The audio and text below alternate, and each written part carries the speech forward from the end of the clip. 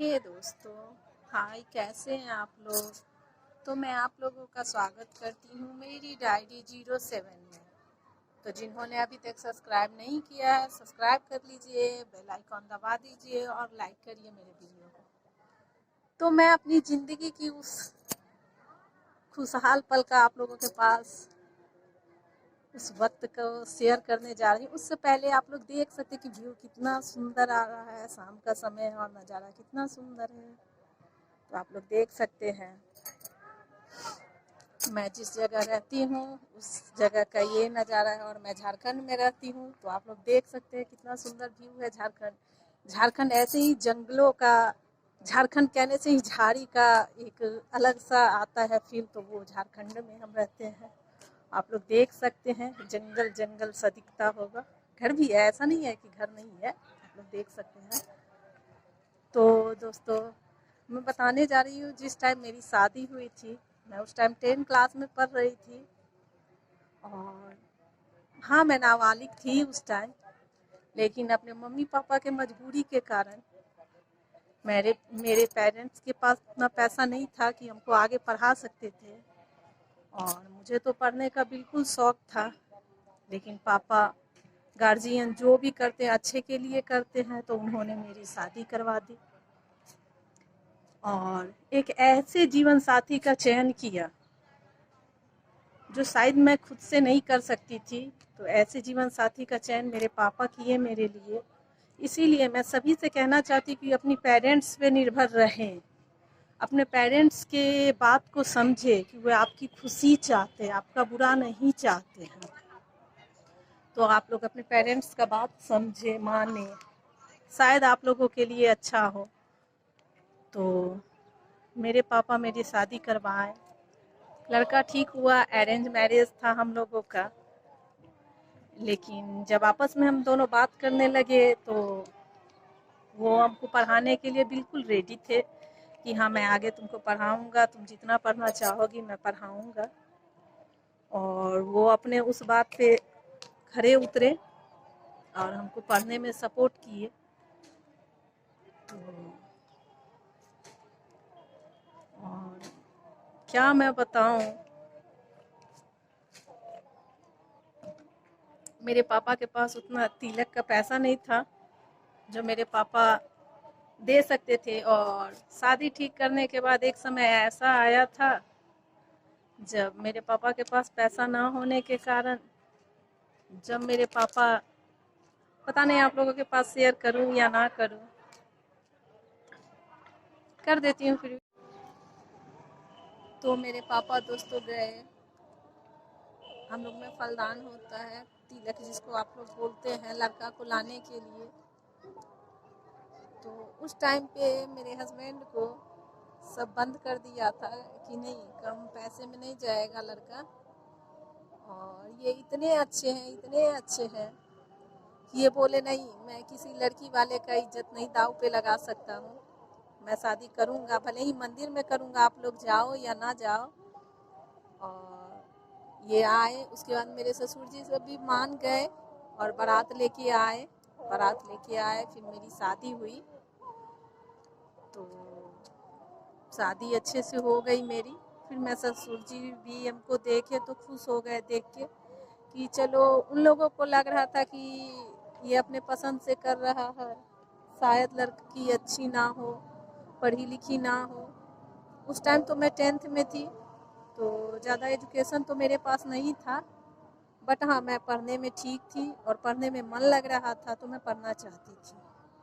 और मैं आज बता सकती हूँ आप लोगों को कि मैं बीएड कर ली हूँ। और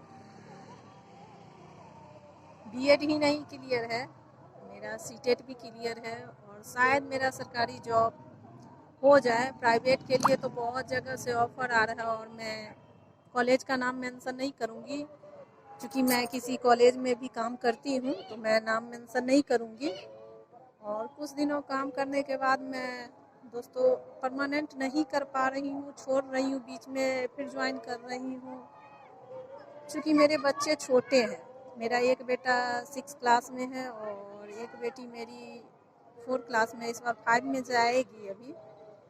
तो मैं उन दोनों का परवरिश करूं, उन लोगों पे ध्यान दूं या जॉब करूं, तो मैं समझ नहीं पा रही हूँ। इसलिए मैं जॉब को साइड में रख रही हूँ, क्योंकि बच्चे का अच्छे से परवरिश होना काफ़ी ज़रूरी है दोस्तों। तो इसलिए मैं चाहती हूँ कि मैं अपने बच्चों का अच्छे से परवरिश करूँ। जॉब तो करना है ही, साथ में आता है कि जॉब करने के साथ साथ पैसे का भी ज़रूरत पड़ता है आपको, यदि आप जॉब नहीं करते हैं तो। और मेरे हस्बैंड प्राइवेट जॉब करते हैं, जैसा कि मैंने आप लोगों को बता दिया है, तो उनका सैलरी कुछ अच्छा नहीं है, बट इतना है कि वो खुश रखते हैं और पढ़ाते लिखाते हैं। मेरे बच्चे को भी अच्छा स्कूल में एडमिशन करवाए हुए हैं, तो मेरा बच्चा भी अच्छे से पढ़ता है, ऐसा नहीं है कि नहीं पढ़ रहा है। हाँ, मैं सचिन मनीषा को देखती हूँ कि मनीषा के हस्बैंड भी सपोर्टिव हैं। शायद मेरा भी नाम मनीषा है, इसीलिए मेरे हस्बैंड भी सपोर्टिव हैं और अच्छा लगता है। तो इसी तरह से मैं कहूँगी हर एक हस्बैंड को सपोर्टिव होना चाहिए, अपनी वाइफ को सपोर्ट करना चाहिए। यदि आप नहीं सपोर्ट करोगे तो फिर उनका सपोर्ट कौन करेगा, कौन उनका साथ देगा? जिसको आप पराए घर से लाए हो अपना जीवन साथी बना के, यदि आप नहीं उनका साथ दोगे, जिनका आप हाथ पकड़े हो, तो दुनिया में कोई नहीं उनका साथ दे सकता है। इसलिए मैं हर एक हस्बैंड से कहना चाहूँगी कि आप अपनी पत्नी का सपोर्ट करें, और मैं हर एक पत्नी से भी कहूँगी कि आप लोग अपने पति को समझे, अपने हस्बैंड को समझे। पहले आपको खुद के हस्बैंड को समझना होगा, उनके कदम से कदम मिला के चलना होगा। हर एक हस्बैंड का कुछ ख्वाब होता है, कुछ शौक होता है, उसको आप लोगों को पूरा करना होगा।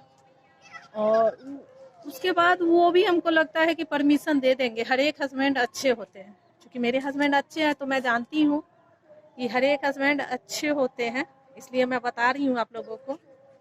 और आप लोग देख सकते हैं झारखंड के मैं जिस जिले में हूँ वहाँ पहाड़ भी है, तो मैं झारखंड के कोडरमा जिला में हूँ।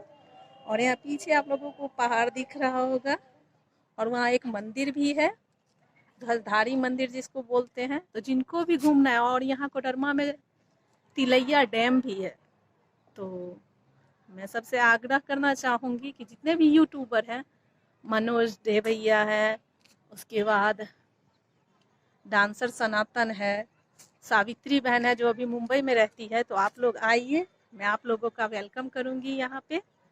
और एक बार आइए, ज़रूर देखिए आके कि मैं कैसे स्वागत करूँगी आप लोगों का। शायद हाँ, इतने अच्छे तरीके से ना कर पाऊँ, लेकिन सबरी ने जो भगवान राम के लिए किया था, वो आदर जरूर करूँगी आप लोगों का। तो एक बार मौका दे और आप लोग तिलैया डैम घूमने आए, और हमको कॉल करें आप लोग, और मिले। मैं ज़रूर आप लोगों से मिलूँगी, शायद मिलने का सौभाग्य प्राप्त हो या ना हो, पता नहीं। मैं तो आप लोगों से आग्रह करूँगी कि आइए आप लोग, जितने भी यूट्यूबर हैं। यहाँ का बहुत अच्छा नज़ारा है, तिलैया जो घूमने आते हैं, यहाँ ध्वजधारी राम मंदिर है, तिलैया डैम है, और एक मंदिर है, उसका तो नाम हमको याद नहीं आ रहा है, बट है। तो मैं इतना कह के ही, यदि कुछ गलत बोल दी हूँ तो आप लोग माफ़ कर सकते हैं। मेरे से बड़े हैं, छोटे हैं, अंकल हैं, आंटी हैं, दीदी हैं, बहन हैं, जो भी हैं, कुछ गलत यदि बोले तो आप लोग माफ़ करिएगा। और लाइक, सब्सक्राइब, सपोर्ट ज़रूर बना के रखिएगा, मनोबल बढ़ाइएगा मेरा। तो सपोर्ट का ज़रूरत होता है, हर एक इंसान के ज़िंदगी में सपोर्ट का ज़रूरत होता है। तो आप लोग यदि सपोर्ट करिएगा तो शायद मैं कुछ कर पाऊँ अपने हस्बैंड के लिए। और मैं आप लोगों को यहाँ का व्यू दिखाती हूँ कि यहाँ का कितना सुंदर नज़ारा है। देख सकते हैं, आम पे मजर लगा हुआ है बिल्कुल। और यहाँ से थर्मल पावर प्लांट जो कोडरमा में है, शायद आप लोगों को दिख जाए थोड़ा सा, यहाँ से मैं दिखाती हूँ थर्मल पावर प्लांट का वो।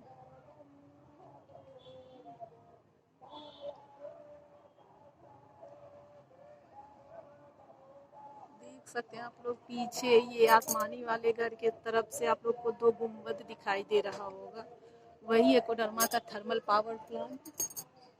तो मैं यहाँ से दिखाने का कोशिश करती हूँ आप लोगों को कि शायद दिख जाए, बट पता नहीं दिखेगा या नहीं। थोड़ा थोड़ा सा दिख रहा है गुंबद टाइप का, जो कि आप लोग देख सकते हैं। तो आइए दोस्तों, मैं भी झारखंड से हूँ, सपोर्ट करिए, झारखंड में रहती हूँ, झारखंड की बेटी बहू जो कहे सब है। जन्म तो मेरा बिहार में है, तो मैं बेटी तो बिहार की हूँ। तो मैं मनोज दे भैया से बोलना चाहती हूँ, प्लीज़ भैया आप सपोर्ट करिए हमको। मेरे वीडियो को जो भी देख रहे हैं, प्लीज़ मेरे चैनल को जिन्होंने अभी तक सब्सक्राइब नहीं किया है, सब्सक्राइब कर लीजिए। तो थैंक यू सो मच। फिर नेक्स्ट वीडियो डालते हैं।